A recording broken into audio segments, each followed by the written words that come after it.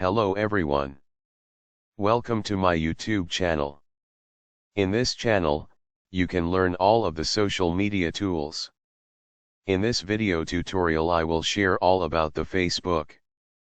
Facebook is the largest social media tool nowadays. I will share all the tips and tricks of Facebook with you. In this video I will show you, how do I stop people from posting on my profile on Facebook. Click Account in the top right of Facebook.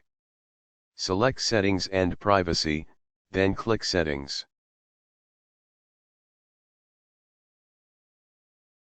In the left column, click Profile and Tagging.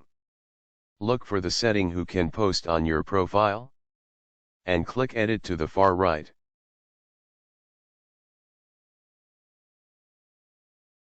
Click the drop-down menu and select Only Me.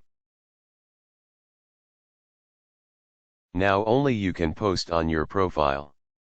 So you can prevent your friends from posting on your profile. This is all about. Thanks for watching.